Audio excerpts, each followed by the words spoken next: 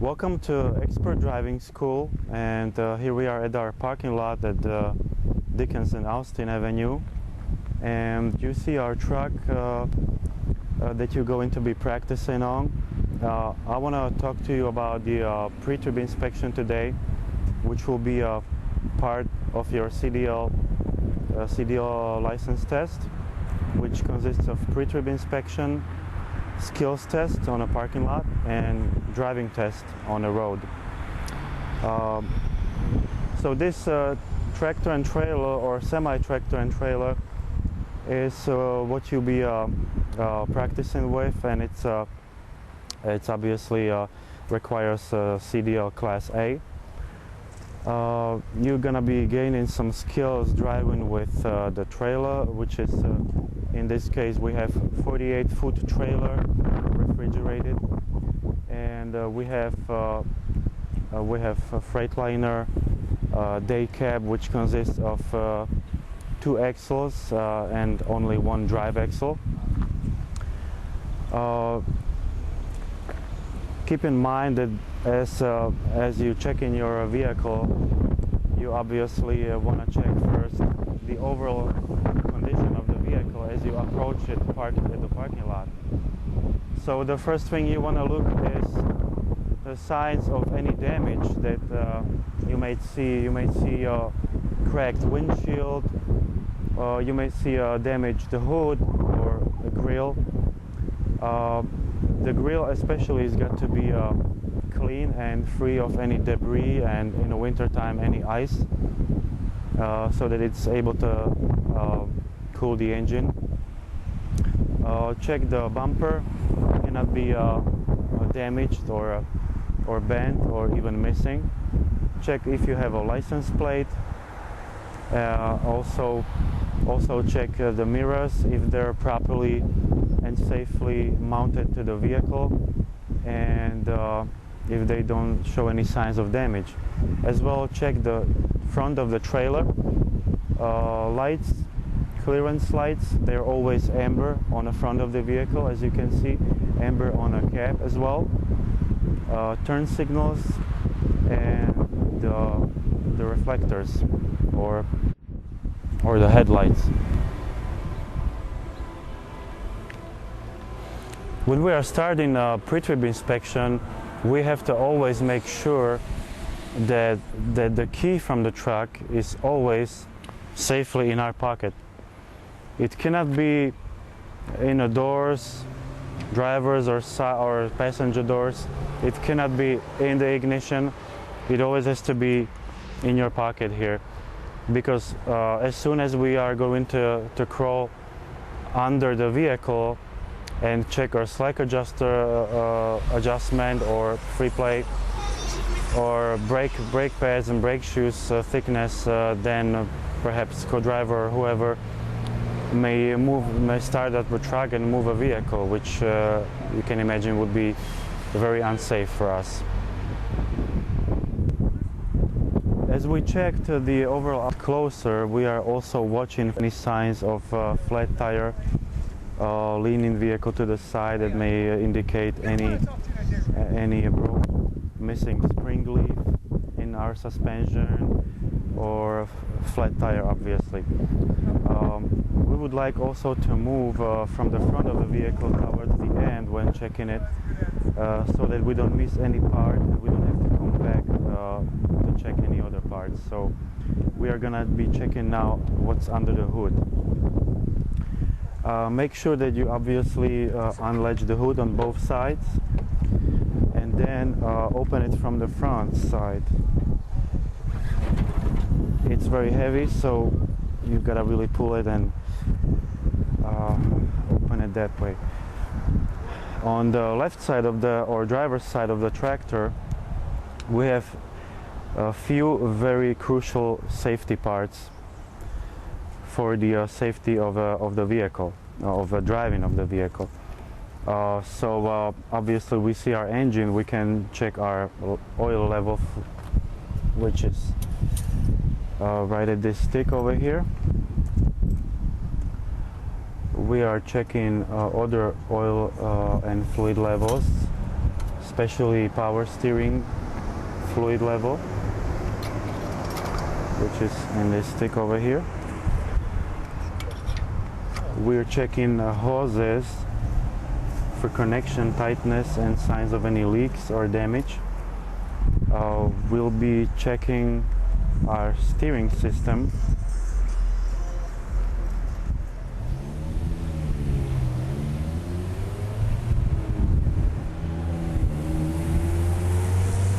I would like to show you a little bit more about what's in the engine compartment and what's crucial parts for safety or vehicle driving safety.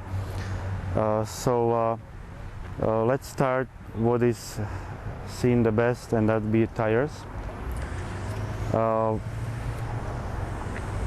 steering tires on our steering axle. With tires on a steering axle, it's a little bit different than with the drive axle tires or trailer tires, because federal regulations don't allow any recapped or regrooved tires on a front or steering axle. Also the tread depth for the tires here is required more than it is for drive axle tires. It's 4/32 of an inch tread depth. Next thing we want to check on this is overall condition of the tire sidewalls, as well as strapped side and the sidewalls on the other side. We have to make sure that there's no any mesh showing through the sidewall, which would obviously show the overall obviously tread wear.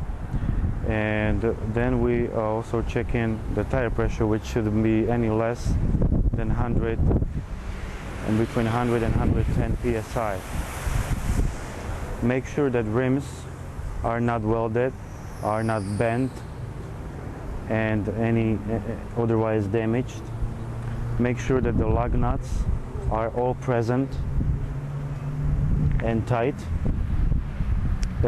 Any fresh rust around them or any no rust at all, brushed metal may show loose or indicate loose lug nut.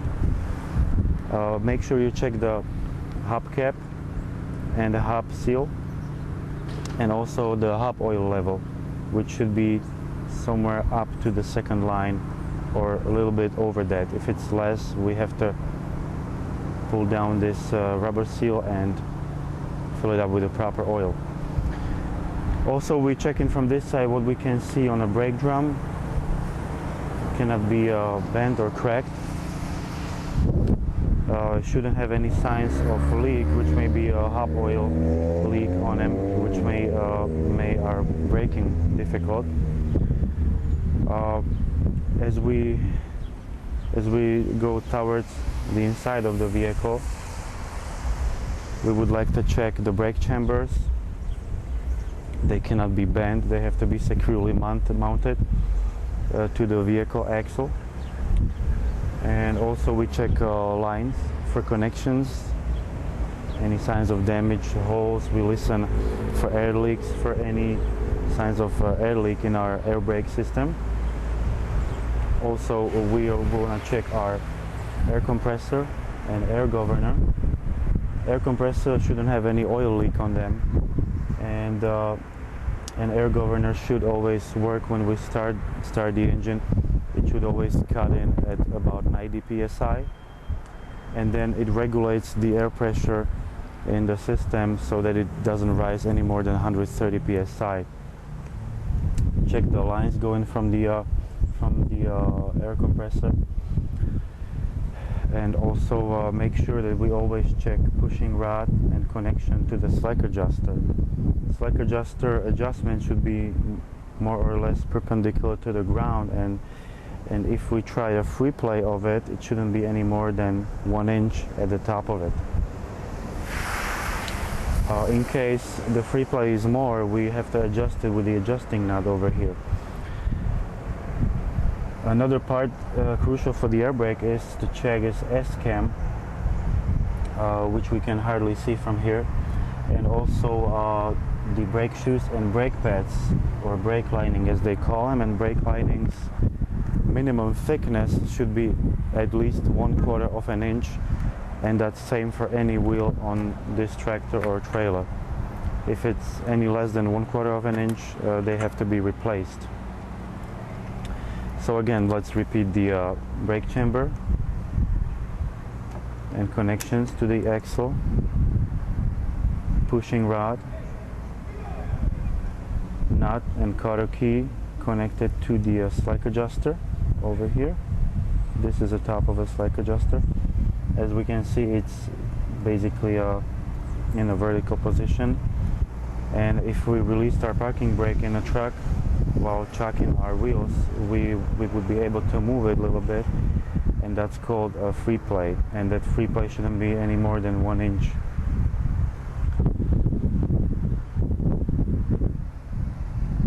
The part that you see here goes to the S-cam inside the brake drum, and it's sort of an S shaped, and it causes, when we step on a pedal inside a cab, the S-cam to move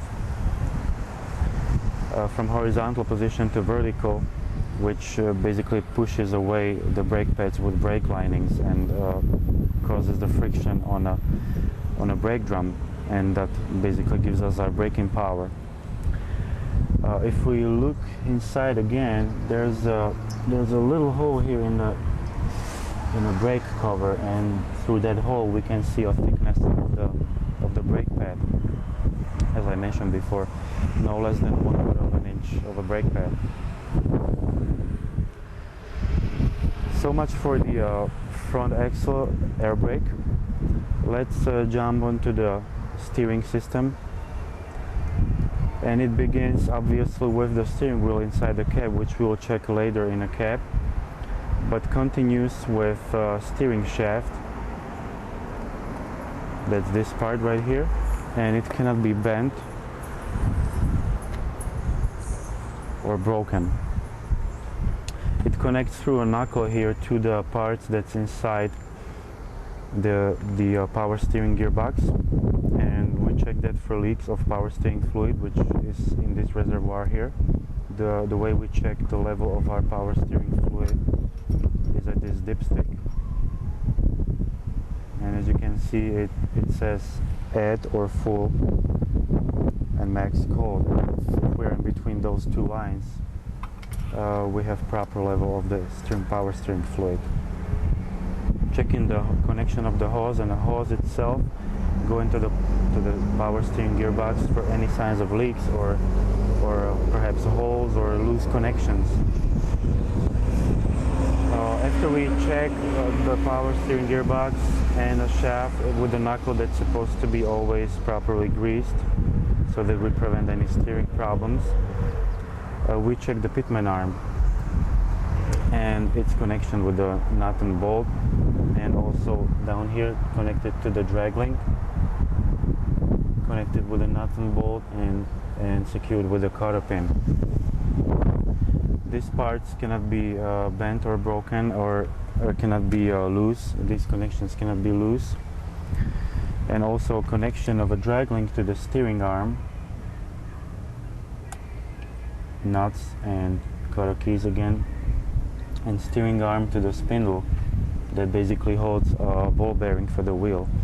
And this is a steering knuckle here, which we can see it's greasy, but that basically allows the wheel to move left or right depending on how we turn the wheel.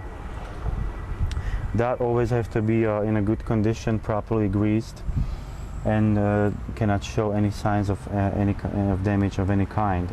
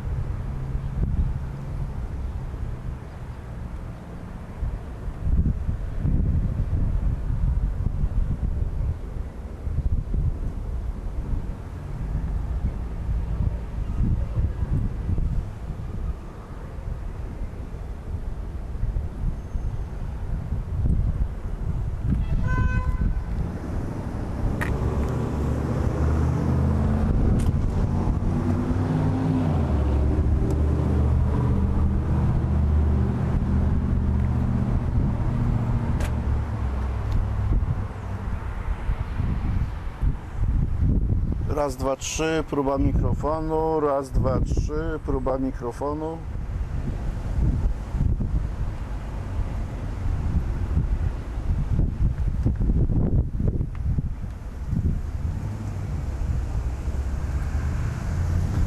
As we finish checking our steering system for safety, we cannot forget a tie rod that connects to the other wheel. Also cannot be bent or broken, and the connections of it with the nuts and bolts and cotter pins should be tight. When we checked our steering system, we can also take a look at our suspension here. It obviously consists of main vehicle frame that cannot be damaged and cannot have any holes drilled in it, and shouldn't be welded as well.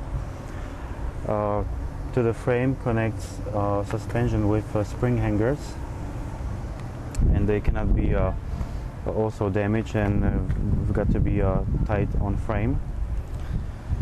And they hang through a spring shackle. They hang springs, or spring leaves as they call them as well, and they cannot be missing or shifted or broken, which may also cause the vehicle to lean on side. Okay, checking our spring hangers for any signs of damage. Gotta be tight on the vehicle frame. Also our spring shackle, and gotta be mounted to the which mounts basically a spring to the spring hanger. Springs and the bands on both sides. Springs cannot be shifted, cannot be missing, cannot be broken. Then we check U-bolts that connects through the axle seat, the axle, and they also have to be tight, and none parts can be missing. Also we check our shock absorbers, and we check them for tightness of connections on a frame as well as on the axle, and also we check them for any leak in the fluid of inside, which may indicate obviously improper or worn shock. So much for checking in this part of the vehicle. Let's move on to the other side. And here we see the same part as we already checked on the other side. So again, for repetition, we check in the tires for overall condition, checking the tread depth, which on a steering tires should be no less than 4/32 of an inch. Then we check in rims for signs of damage, cannot be bent. Lug nuts for tightness, and if not any missing. Brake drums, hub caps, hub seals, and hub oil level. Inside again we will check the air brake, which consists of brake chamber, brake lines, pushing rod, slack adjuster adjustment or free play no more than 1 inch. We'll check our brake pads and brake linings, no less than 1/4 of an inch. We'll check again our suspension, spring leaves, bands, hangers, the vehicle frame, U-bolts, axle seat and axle, as well as the shock absorber. On this side also we can see we have alternator, and we can check for tightness of belts, not only to alternator but also to the water pump down there, the air conditioning compressor, and the engine fan. Here where we are checking our coolant level, obviously we never open this hub as long as it's hot. but we should always see through this window a green coolant level.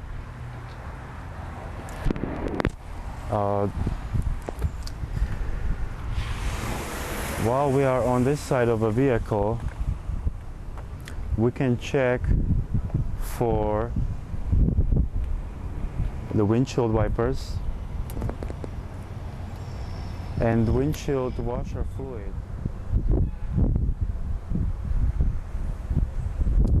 On the side of the vehicle, we will make sure that rear view mirrors are securely mounted to the door, that they are not broken, they are clean and properly adjusted. We make sure we don't have any cracks on the side windows, that the window is rolling up and down, the doors are opening and closing, hinges are not bent or broken, door seals are in place. Here we also check in our steps, if they're securely mounted, not damaged, and if they don't have any slippery material on them, which might cause us to fall when we try to climb in a cab. Here we see we have also a fuel tank that we need to check for signs of damage. They cannot be bent, they have to be securely mounted to the frame with this rubber seal in between the mount and the tank itself, which prevents a spark from the metal. Also, we check the fuel caps if they are tight and if they have rubber gasket inside.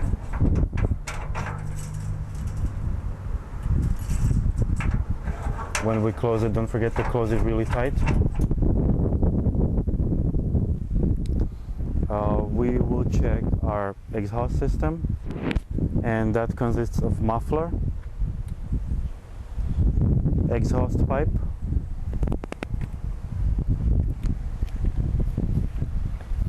and it's got to be securely mounted to the cab with the rubber bushings in between the mounting parts.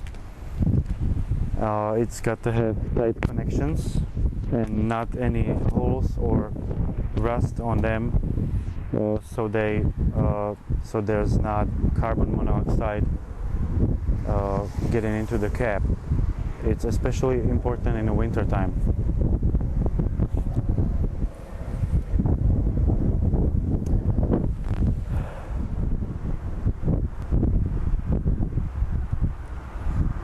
As we check one side of the vehicle for crucial safety parts, we cannot forget to check also the other side of the vehicle. As we checked before, the mirrors, windows, doors and steps, fuel tanks, fuel caps, handles, we would check the same on this side.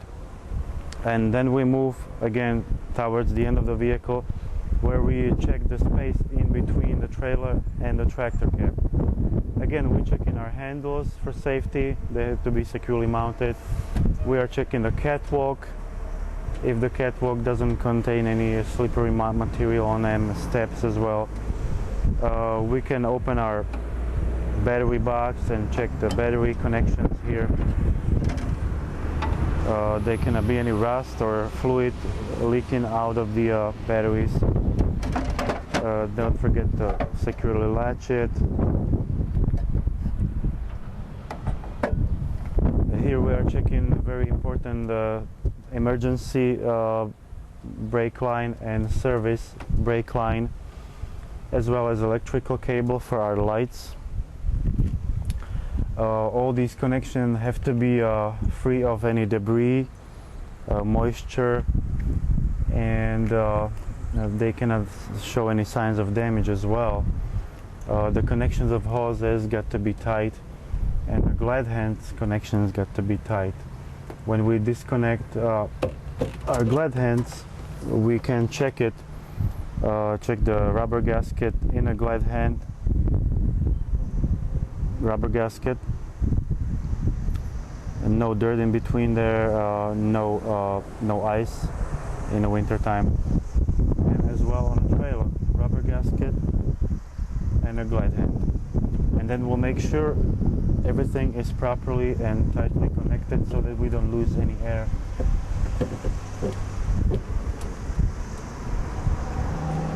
Make sure on this side we also check the air tanks for our air brake system. They have to be properly mounted to the vehicle frame, cannot be bented or damaged.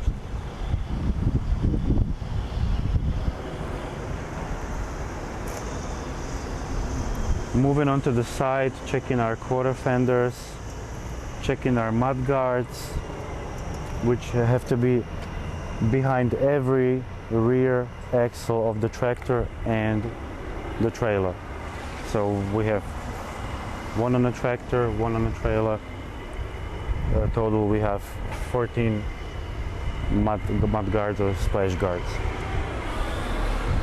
At this point I would like to point out the difference between dual tires and between the single tires. The tread depth for drive tires as well as for the axle, for the trailer axle tires is 2/32 of an inch of a tread depth. Again, we're checking the tire pressure, which is anywhere between 100 and 110 psi. We're checking the sidewall. At the dual tires, we are looking inside, in between the tires, if there's nothing in between the tires. If all of these tires are proper size, same size and same kind. If the rims are not bent or damaged, if the hubs are not leaking, and if the lug nuts are tight, as well as we check our valve stem on one side, one tire, and the inside tire as well. Looking under the vehicle, we can also check the fifth wheel. There cannot be any space between the trailer and the fifth wheel.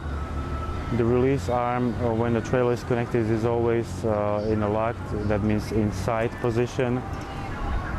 The fifth wheel gotta be tightly connected to the vehicle frame and also properly greased so that we prevent any steering problems. Make sure we crawl under the trailer and we check whether the trailer is properly connected so that the locking jaw is tightly around the kingpin shank. And as we can see, that over there is our locking jaw, and we can hardly see a trailer kingpin. But since we can see a locking jaw, we are sure that the trailer is properly connected. Also, we can see a coupler arm, and we can check that for any loose parts or missing parts, and the release arm, which is that handle in the very back. Checking our trailer tandem axle, we are checking a trailer tandem axle slider, and that's this rail right here with the holes in it. We check if the all pins show through the holes, so that indicates that also release arm is locked. We will check also the lines, air lines. They got to be hanged on a hanger and cannot hang any lower than about the surface. Looking also from the bottom, we can see all the cross members that hold the trailer floor and all the load inside the trailer. Not any cross members can be missing and bent or damaged. Please note that you cannot forget also check your trailer brakes. And we have brake chambers right here. We can see a brake drum with brake linings and brake pads. We can see also our suspension. Don't forget to check the bolts and also the tension rod that basically holds the whole axle while driving forward. Don't forget to check the trailer axle, which is called tandem axle. It always consists of two axles, so we want to make sure we check both of them. Obviously we check all the tires condition, Again, 2/32 of an inch of a tread depth, nothing in between the dual tires. Check the rims, hub oil level. Check the air brakes, air brake drums over there. Brake shoes, brake pads, brake chambers. Checking the tension rods and the suspension spring leaves. Checking the frame and the cross members on a trailer cannot be bent or missing. Checking the vehicle slider, which is this rail here with the holes. Make sure the pins showing through the holes and the release arm is safely locked. Make sure that the air lines for your air brakes are hanging on a hanger and they're not hanging any lower than about 1 foot over the road surface. Now let me get to the other side of the vehicle where I can show you more closely about other parts.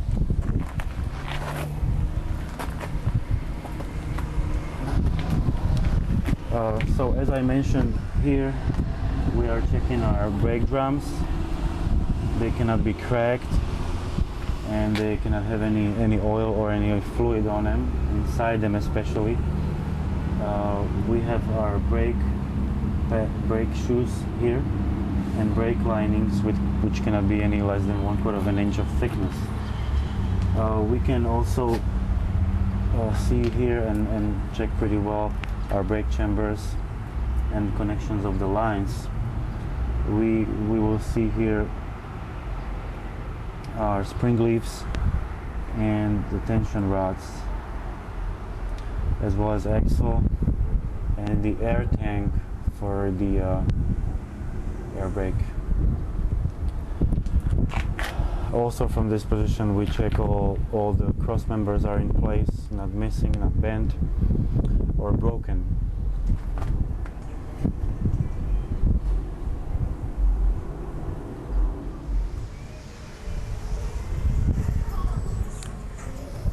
As during the walk-around inspection we moved towards the end of the vehicle, towards the end of the rear of the trailer.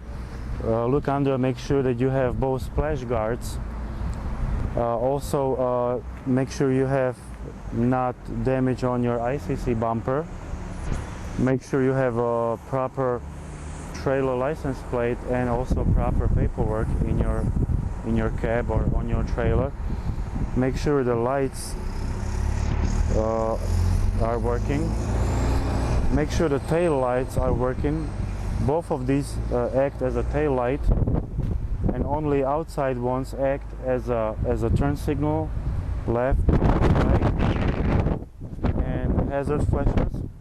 And inside ones are the stop lamps.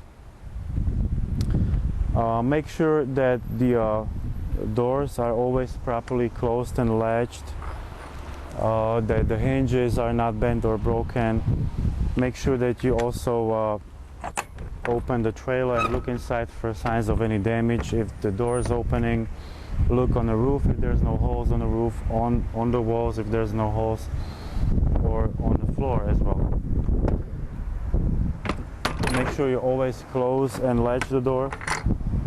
Up down here so again, don't forget to check both sides of the trailer, plates, any missing plates or missing nuts, signs of any holes or scratches, bottom rail, upper rail, all the side lights or clearance lights, as well as turn signals.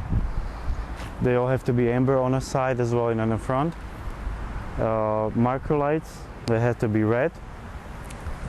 Check all your turn signals, brake stop lights, and clearance lights. We always have 3 red clearance lights on the top of the trailer. Make sure hinges are not broken or bent. Make sure doors are not broken or bent. They open and they safely latched. Don't forget to check landing gear on both sides of the trailer, legs.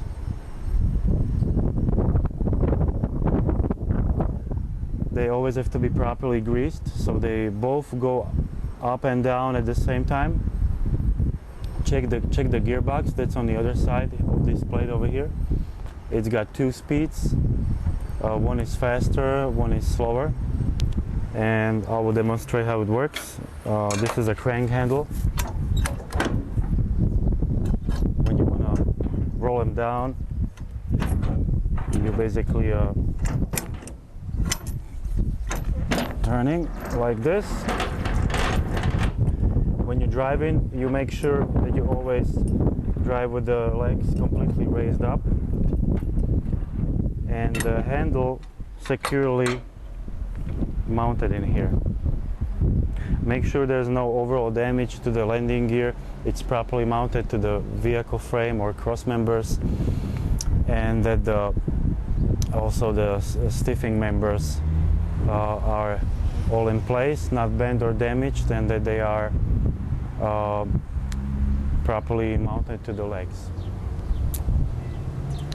As we finished our walk-around inspection, we can finally open the door on a cab and get inside the cab. And as we are getting into the cab, I'm making sure that floor is clean, that there's no foreign objects on the floor, especially in the area under the pedals, which may cause a really bad accident somewhere on the road. Make sure that the clutch pedal is got a rubber pads, anti-slippery on them, as well as brake pedal and an accelerator pedal. Speaking of free play on the pedals, there's 1.5 inch of free play on a clutch pedal allowed, and no free play on brake pedal and on accelerator pedal whatsoever.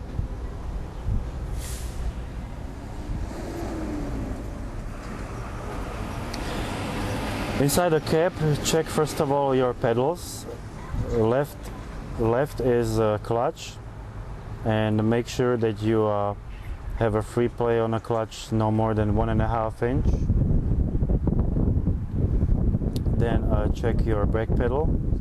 It cannot go all the way to the floor when the system obviously is charged, and it always has to return to the original position.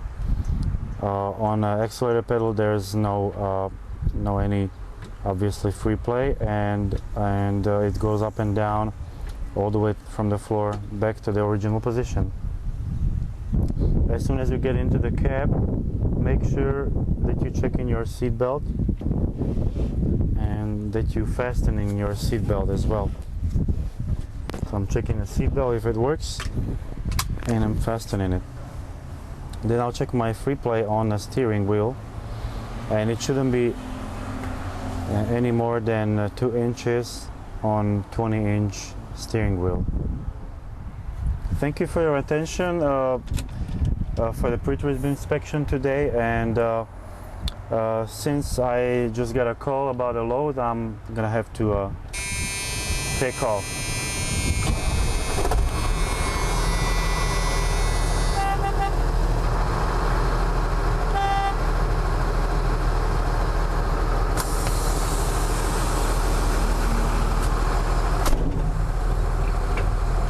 See you.